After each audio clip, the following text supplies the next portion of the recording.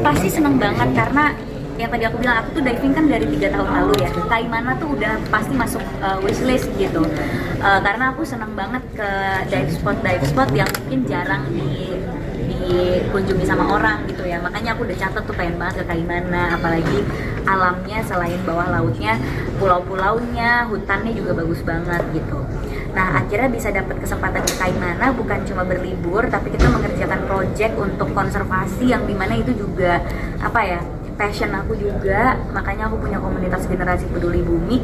Jadi seneng banget bisa diving sambil kerja juga gitu, dan akhirnya bisa tayang dokumenter pendeknya bersama Konservasi Indonesia. Dan ini dokumenter pendek pertama aku juga. Aku nggak pernah bikin film dokumenter sebelumnya. Nah, akhirnya bisa bikin sesuai dengan apa yang aku suka. Jadi buat kamu yang suka diving ini, sebenarnya Kaimana itu salah satu yang sudah cukup terkenal belum sih di kalangan orang pecinta diving, atau mungkin saat ini masih butuh blasting untuk publish gitu saat ini? Masih butuh banget, makanya itu alasannya kenapa film dokumenternya itu di Kaimana gitu. Selain karena tadi di Teluk Bicari itu satu-satunya spot diving yang dimana kita bisa menemukan interaksi antara hiu paus dan lumba-lumba gitu.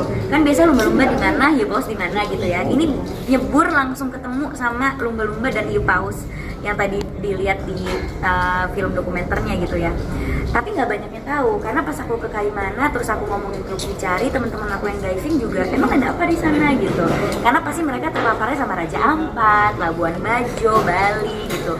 Jadi menurut aku wisata Kaimana itu perlu banget ditingkatkan lagi gitu. Bahkan di Kaimana ada pink beach yang warna pinknya itu masih pink tua, yang bener-bener pink banget gitu, karena red coralnya masih banyak banget gitu, masih sangat banyak gitu. Terus karang-karangnya juga luar biasa, dan aku mungkin diving di Kaimana ini paling banyak ketemu segala jenis hiu ya. Ada hiu karpet, ada walking shark. Malam-malam kita diving ngelihat walking shark tuh kayak gampang banget nyari walking shark, langsung ketemu beberapa walking shark. Aku udah pernah posting juga waktu itu aku diving malam-malam ketemu walking shark, ketemu black tip, white tip. Jadi segala macam hal-hal yang dicari di saat diving tuh ada di satu tempat gitu, ada di Kaimana. Dan selain bawah lautnya juga ada hutan mangrove juga yang bagus banget. Baru kali ini aku ngelihat segala macam jenis burung di satu tempat gitu ya. Aku ke hutan mangrove, naik kayak gitu, itu juga menurut aku satu destinasi wisata yang keren. Jadi emang harus sih orang itu ke Kaimana. Berapa lama sih produksi kemarin? Sorry. Proses produksinya seperti apa diceritakan?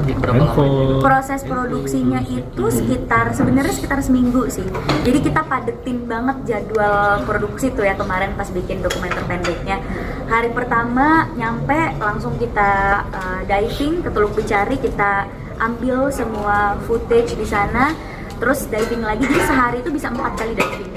Jadi sehari kita bisa 4 spot untuk kita ngasih lihat karang-karangnya, terus kita ketemu sama hiu apa aja.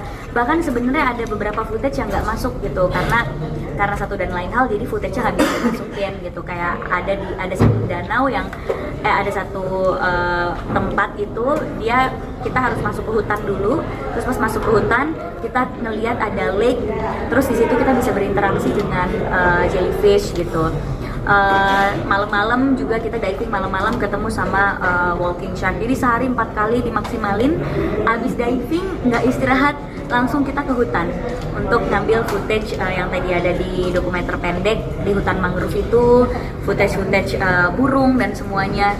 Jadi seminggu itu kita padetin banget tuh produksinya. Terus setelah kamu ngeliat Kaimana ini bagus gitu ya, terus menurutmu masukan seperti apa yang buat Kaimana tuh bisa sejajar gitu untuk kayak spot diving lain kayak Raja Ampat dan lain-lain?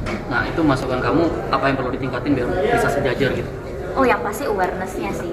Karena kalau misalnya dilihat tadi dari drone ya, dari atas nggak kalah cantik kan sama Raja Ampat. Kaimana juga punya pemandangan yang luar biasa bagus gitu. Cuma kan orang nggak tahu gitu, karena yang dipromosikan sama diver dan influencer kan pasti Raja Ampat gitu. Nah, makanya aku langsung bikin dokumenter pendeknya supaya orang bisa langsung tahu Kaimana tuh di mana gitu dan seperti apa. Karena biasanya orang taunya Kaimana itu senja di Kaimana karena ada lagunya dulu kan. Tapi kan itu lagunya zaman dulu banget. Kayaknya millennials dan Gen Z kayak kurang terpapar sama lagu itu gitu.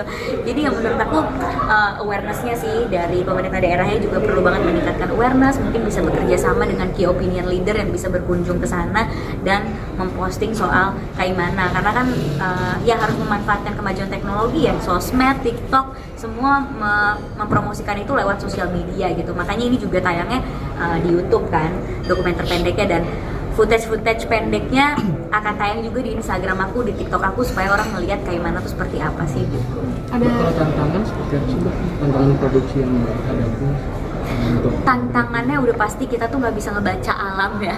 Kita nggak bisa ngebaca kita turun dapat footage atau enggak. Oh, kita turun dapat footage atau enggak gitu. Kayak misalnya kita turun di Teluk, visibility-nya itu mungkin nggak sejernih kalau kita turun di diving spot lain karena kan itu Teluk gitu ya. Dan di Teluk itu kan bener-bener nggak ada meeting pointnya karena benar-benar turun biru semua gitu. Jadi harus hati-hati, takutnya hilang gitu. Harus benar-benar ngejaga tim, harus nggak boleh pisah sama tim. Karena jujur ada kejadian lucu banget di si Teluk Bucari itu. Saking aku semangatnya pengen ngambil footage lumba-lumba karena aku pegang kamera juga, aku akhirnya berenang ngikutin lumba-lumbanya karena visibility-nya itu cuma 5 meter. Jadi pas nengok tim aku udah mana tim aku gitu loh. Untungnya ada satu dive buddy aku, Ibu Meizani, yang ngikutin aku karena dia udah ngeliat, wah Prilly udah berenang ngikutin lumba-lumba nih, kalau nggak diikutin hilang. Akhirnya dia ngikutin aku, cuma kita berdua jadi terpisah sama yang lain. Akhirnya ya udah bunyiin kentongan gitu kayak kita punya tongkat untuk bunyiin tabung diving kita sampai tim kita nyariin kita gitu. Untungnya kita berdua udah rescue diver, jadi kita tahu kalau kita pisah dari rombongan gimana gitu. Nah itu tuh tantangan kalau di alam ya, benar-benar kita nggak bisa baca alam itu seperti apa. Terus juga kayak misalnya di tengah hutan terus tiba-tiba saya pengen buang air. Itu saya harus buang air di hutan. Jadi ya ngerasain lah pengalaman lucu kayak gitu ya, kayak udah kebelet banget tapi ya gimana lagi di hutan. Ya udah jadi bolang deh, buang air di hutan. Gali dulu. Ngalamin gitu.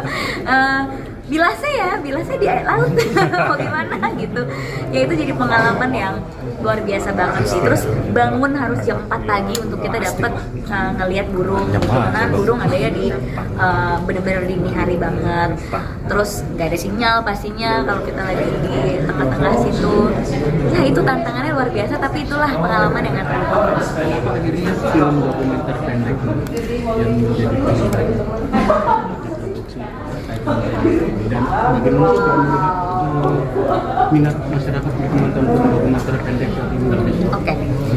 Sebenarnya kalau aku bisa milih, aku sih pengennya benar-benar bikin film panjang soal laut ya. Kalau aku bisa milih dokumenter panjang atau ya cerita fiksi tapi kita mengangkat pariwisata Indonesia. Cuma kan itu memerlukan proses yang sangat-sangat panjang. Nah untuk waktu yang aku punya, waktu yang sangat singkat ini, bagaimana kita memaksimalkan nih produksinya. Nah yang paling memungkinkan adalah dokumenter pendek, karena waktu itu kita kerjain di Oktober waktu itu juga saya lagi sibuk-sibuknya ngatur Festival Film Indonesia tuh, karena lagi malam nominasi, bulan depannya malam anugerah gitu. Ya udah, jadi yang paling memungkinkan adalah dokumenter pendek karena waktu produksinya itu cuma seminggu dan nggak memerlukan alat yang berat gitu untuk memproduksi dokumenter pendek. Sedangkan kalau film panjang kan mungkin kita harus pakai kamera apa untuk bisa tayang di layar lebar, untuk bisa memenuhi kualitas yang diinginkan sama masyarakat untuk film panjang. Jadi yang paling memungkinkan untuk saat ini adalah dokumenter pendek. Tapi kalau ditanya cita-cita saya sih pengen banget bikin film panjang soal laut gitu.